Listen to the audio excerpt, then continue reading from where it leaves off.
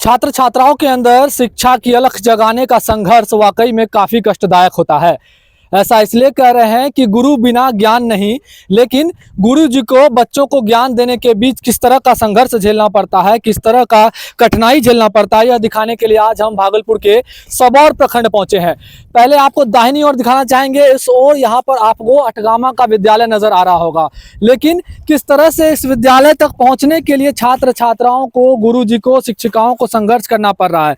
फिलहाल किताब कलम के बीच जो फासला है वो है नाव का, और नाव के साथ पतवार चला रहे हैं यहाँ जितने भी गुरुजी बैठे हैं। हम बातचीत करेंगे कि पहले छात्र छात्राओं को पढ़ाने से पहले इस तरह का संघर्ष करना पड़ रहा है। एक मिनट रोक लीजिए, क्या नाम हुआ आपका? मेरा नाम उज्जवल कुमार हुआ। ये कसरत कर रहे हैं तो कैसे पढ़ाइएगा बच्चों को? करना पड़ता है, थोड़ा एनर्जी तो ज़्यादा ही लेना पड़ता है, खर्च होता है, समय से आना पड़ता है, ड्यूटी करना पड़ता है, और सरकार की व्यवस्था के अनुसार सब काम करना पड़ता है स्कूल का, और अपने से चला करके कभी गांव ग्रामीण भी चलाते हैं, जाते हैं स्कूल को। समय से, समय का बहुत दिक्कत होता है।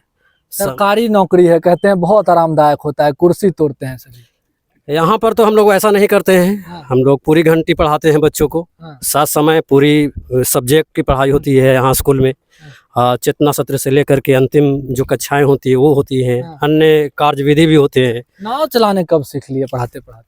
पढ़ाते नहीं, पहली बार जब यहाँ नाव में नदी में पानी आई थी तो मूसलाधार बारिश हुई थी, हवाएं भी बहुत चल रही थी, तो देख करके तो डर लग रहा था। लेकिन किसी तरह से ग्रामीण लोग भी जानते थे, वो हम लोग को बताया कि कुछ नहीं होगा। चलिए, हम लोग एक बार 2 बार आए यहाँ पर। इसके बाद धीरे धीरे हिम्मत हुई। हिम्मत होने के बाद देखते देखते तो सीख ही जाते हैं। बच्चों को पढ़ाना है किसी तरह? हाँ, बच्चों को पढ़ाना है समय से। क्या नाम हुआ सर आपका? मेरा नाम अमरनाथ अमर हुआ। किस तरह का संघर्ष है सर ये? संघर्ष तो बहुत ही ज़्यादा है, वो तो आप देख ही रहे हैं। मेरे साथ में आप आए हैं और किस तरह से संघर्ष हम लोग करके विद्यालय स्कूल से घर जाते हैं और घर से स्कूल आते हैं। और मैं 10 साल से यहाँ सेवा दे रहा हूँ, और परेशानी तो बहुत है सर। जब जब भी बाढ़ आती है तब तब परेशानी होती है, और अभी तक बाढ़ में कभी भी किसी भी तरह का कोई भी सरकारी सुविधा हम लोगों को मुहैया नहीं करवाया। इसी तरह रोजाना इसी तरह से आना जाना होता है, जान जोखिम में डाल करके जो है इस नदी को हम लोग पार करते हैं, और किसी तरह से भगवान से प्रार्थना करते हैं, प्रभु हम लोग जो है सही तरीके से विद्यालय पहुँचे और विद्यालय से सही तरीके से घर पहुँचे। शिक्षा के मंदिर तक पहुंचने का ये संघर्ष काफी सही में कठिनायक।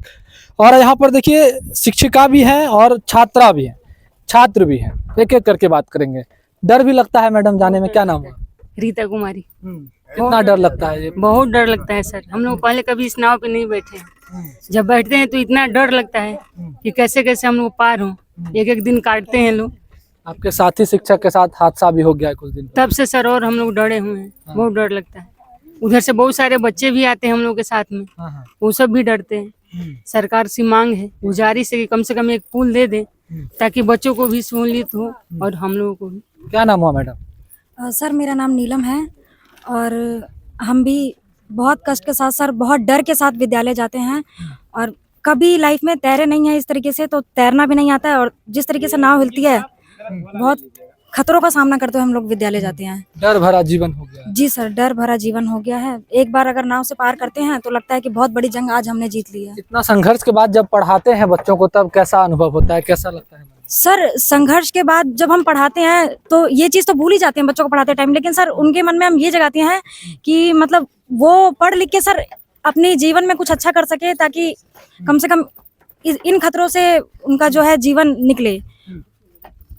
जी सर। क्या कहिएगा? और बच्चे भी जाते हैं आपके साथ में, उनको भी डर लगता होगा? जी सर, खुद से ज्यादा चिंता हमें सर बच्चों के लिए होती है कि हम लोग, चलो आज हमारा सर मूल जो गृह जिला है वो पटना में है, तो कभी भी ट्रांसफर का अगर आता है ऊपर से तो सर आज नहीं तो कल हम लोग तो चले ही जाएंगे। लेकिन खुद से ज्यादा सर डर हमें बच्चों के लिए लगता है कि वो छोटे छोटे से पहली दूसरी क्लास के बच्चे भी सर इस तरीके से नाव पार करके इधर आते हैं।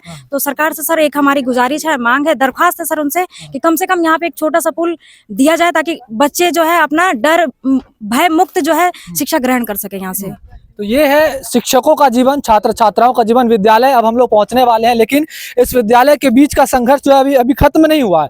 अभी यहाँ से जब हम लोग नाव से अब नीचे उतर गए हैं, तो यहाँ से उतरने के बाद आपको एक और रास्ता तय करना है, जहाँ से आपको घुटने भर पानी से होकर भी जाना पड़ेगा। तो ये संघर्ष है छात्र छात्राओं का, ये संघर्ष है शिक्षकों का।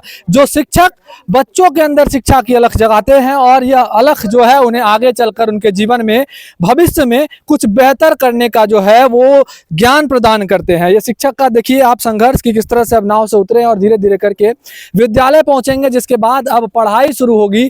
जब नाव की पतवार ये लोग संभाले, तो अब बच्चों के शिक्षा की कमान की पतवार भी अब ये लोग संभालेंगे। भागलपुर से TV9 के लिए मैं शिवम।